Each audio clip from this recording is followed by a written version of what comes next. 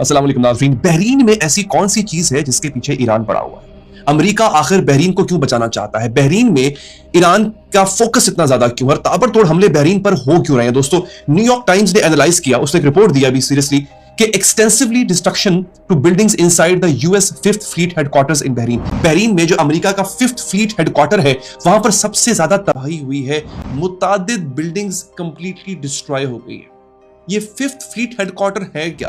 आखिर ईरान की नजर इस पर दोस्तों क्यों है? और फिफ्थ फ्लीट हेडक्वार्टर इस जंग का नक्शा बदल सकता है। हुआ यह है कि दो बड़े रेडोम्स तबाह किए गए हैं, सैटेलाइट टर्मिनल्स तबाह हो चुके हैं, वेयर हाउस का आधा हिस्सा खत्म हो चुका हुआ है। और ये सिर्फ और सिर्फ, आप जान के हैरान होंगे, सिर्फ और सिर्फ शाहिद 136 जो ड्रोन है ईरान का, उसका कारनामा। एक ड्रोन की कीमत 20,000 है, सिर्फ डॉलर्स।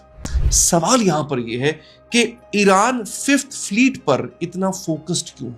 यह सिर्फ एक फ्लीट नहीं है, यह अमेरिका की मशरिक वस्ता में 75% पावर का सिंबल है।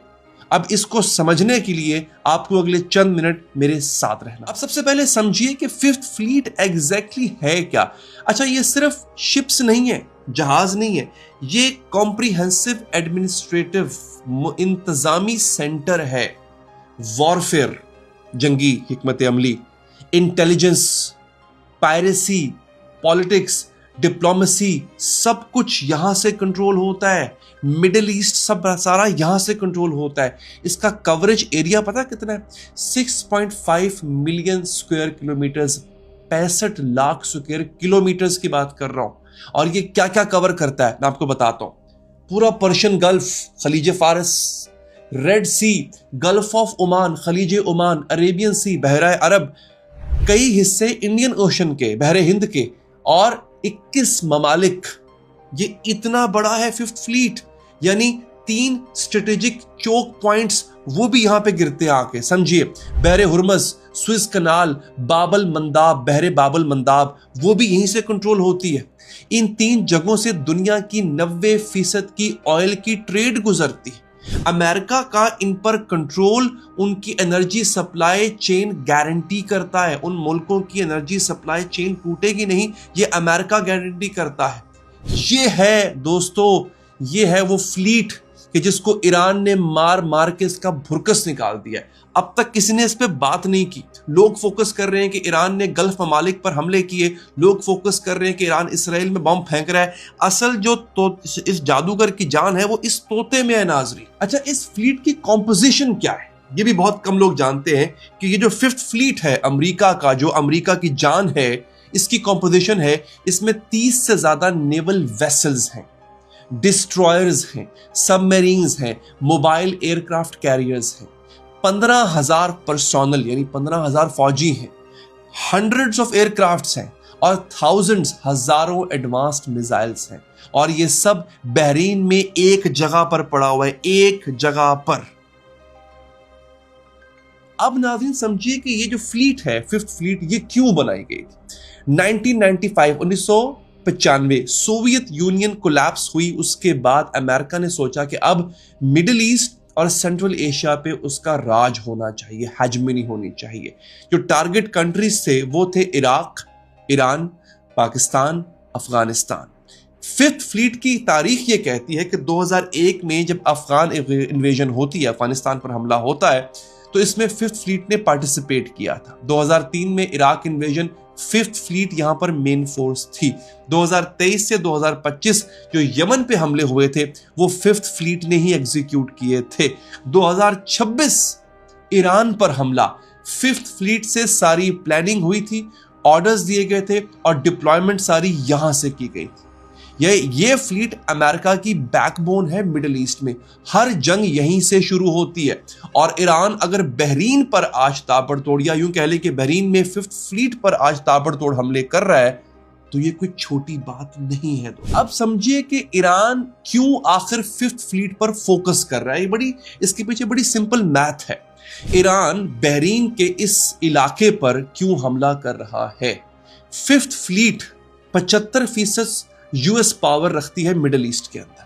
फिफ्थ फ्लीट अगर तबाह होती है तो 75% अमेरिका की जो पावर है वो खत्म हो जाएगी। अब ईरान की स्ट्रैटेजी समझिए यहां पे। सबसे पहले वो क्या कर रहा है, रडार्स को खराब कर रहा है, यानी उसको डिस्ट्रॉय कर रहा है। सिचुएशनल अवेयरनेस खत्म कर रहा है। इसे कहते हैं किसी भी मुल्क के अगर आप रडार तबाह कर दें तो उसकी सिचुएशनल अवेयरनेस खत्म हो जाती है, उसको सिचुएशन का पता ही नहीं होता, उसकी आंखें अंधी हो जाती। फिर कम्युनिकेशन सिस्टम्स को तबाह करो, कोऑर्डिनेशन खत्म हो जाए आपस में फौजों की। लॉजिस्टिक्स इक्विपमेंट को डिस्ट्रॉय करो, यानी जो कुमक है वो ना आ सके, रीसप्लाई खत्म कर दो। न्यूयॉर्क टाइम्स सैटेलाइट इमेजेस क्या बता रही हैं हमें दोस्तों के रेडोम्स हैं जिनको तबाह किया गया है, सैटेलाइट टर्मिनल्स को तबाह किया गया है, वेयर हाउसेस को तबाह किया गया है। और मैरीटाइम एग्जीक्यूटिव ने इसको रिपोर्ट किया है और कहा है कि डिस्ट्रक्शन ऑफ 2 लार्ज रेडोम्स और satellite terminals, half of warehouse complex. Radomes तबाह होने का मतलब पता है क्या है आपको? अमेरिका की आंखें अंधी हो चुकी हुई है। रेडोम्स वो रडार होते हैं जहां पे रडार नस्ब किए जाते हैं, ये वो देख ही नहीं पाएगा कि मिसाइल आ कहां से रहा है, और ये रेडोम ईरान तबाह कर चुका है। अब दोस्तों यहां पे बड़ा एक इंटरेस्टिंग पॉइंट आता है। कल 3 अमेरिकन F-15 जेट्स गिरे थे कुवैत में, आपको याद होगा। सेंटकॉम कह रहा है कि ये फ्रेंडली फायर से गिरे। कुवैत की एयर डिफेंस ने गलती से अपने ही अमेरिकन भाइयों के तैयारों को गिरा दिया। ईरान कहता है हमने गिराए। फ्रेंडली फायर वाली स्टोरी झूठी है। अब जरा सोचो, अगर 5th फ्लीट के रडार्स तबाह हो चुके हैं, अगर सैटेलाइट टर्मिनल्स डिस्ट्रॉय हो चुके हैं, तो कोऑर्डिनेशन कैसे होगी? कोऑर्डिनेशन तो हो नहीं पाएगी ना। शायद फ्रेंडली फायर वाली जो स्टोरी है वो इसलिए भी सही है क्योंकि एक्चुअल कोऑर्डिनेशन सिस्टम काम ही नहीं कर रहा। जब आंखें बंद हैं तो अपने और दुश्मन में फर्क करना मुश्किल हो जाएगा। तो अगर फर्ज करें एक लम्हे के लिए कुवैत अगर ये कह भी रहा है कि ईरान ने नहीं मारा इन जहाजों को, अगर अमेरिका कह रहा है कि ईरान ने नहीं गिराया हमारे जहाजों को, फ्रेंडली फायर में मरे हैं, तब भी इसका सेहरा ईरान पर जाता है क्योंकि ईरान ने इनके रडार तबाह करके इनकी आंखें अंधी कर दी हैं। अब कुवैत के एंटी एयरक्राफ्ट सिस्टम को या कुवैत के मिसाइल सिस्टम को पता ही नहीं था कि वो किसको फायर कर रहा है। उसने अपने ही एलाय, अपने ही इत्तेहादी अमेरिका के जहाज गिरा दिए। तो जीत किसकी हुई दोस्तों? जीत ये ईरान की ही हुई। अब समझें कि अगर 5th फ्लीट मुकम्मल तबाह हो जाए, जो 5th फ्लीट का जितनी बात हो रही है, जो बहरीन में वाक़या है, जहां पर अमेरिका की 75% जो ताकत है वो 5th फ्लीट में बसती है, अगर ईरान इसको तबाह कर दे मुकम्मल तौर पर, तो होगा क्या? रिजल्ट नंबर 1, अमेरिका की मिडिल ईस्ट में अटैक कैपेबिलिटी ना होने के बराबर हो जाएगी। प्लेन, मिसाइल्स, शिप्स सब यहां से कोऑर्डिनेट होते हैं। रिजल्ट नंबर 2, इंटेलिजेंस गैदरिंग खत्म हो जाएगी अमेरिका की। 21 कंट्री का जो डाटा है ना, 21 ममालिक का डाटा, वो यहां 5th फ्लीट जो बहरीन में वाक़या है, अमेरिका की नेवल बेस यहां पे कलेक्ट होता है, वो खत्म हो जाएगा। Result number 3, diplomatic leverage gone. अरब जो हुक्मरान है उनके साथ जो कोऑर्डिनेशन है वो भी यहीं से होती है, खत्म हो जाएगी। नंबर 4 सबसे इंपॉर्टेंट है, ये इजराइल का डिफेंस इंतहाई कमजोर पड़ जाएगा। इजराइल का जो एयर डिफेंस है वो भी 5th फ्लीट की कोऑर्डिनेशन पर ही टका हुआ है दोस्तों। अगर बहरीन का ये नेवल बेस, जिसको ईरान ने पहले दिन से मारना शुरू किया है और ये कंटिन्यू रहता है और वो तबाह हो जाता है, तो इजराइल का एयर डिफेंस सिस्टम ना होने के बराबर हो जाएगा। अगर ईरानियंस कंप्लीटली इसको डिस्ट्रॉय कर देते हैं तो न्यूयॉर्क टाइम्स के अल्फाज में unprecedented American military catastrophe since world war 2, यानी जंगे अजीम जो दोयम थी उसके बाद से लेके अब तक ये अमेरिका की तारीख का सबसे बड़ा सानहा होगा।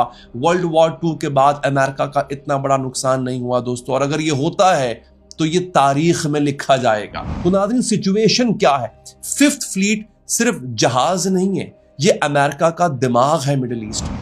ईरान ने रेडार्स डिस्ट्रॉय कर दिए हैं, सैटेलाइट टर्मिनल्स तबाह कर दिए हैं, वेयर हाउसेस जला दिए हैं, वो भी सिर्फ अपने $20,000 के छोटे से ड्रोन से।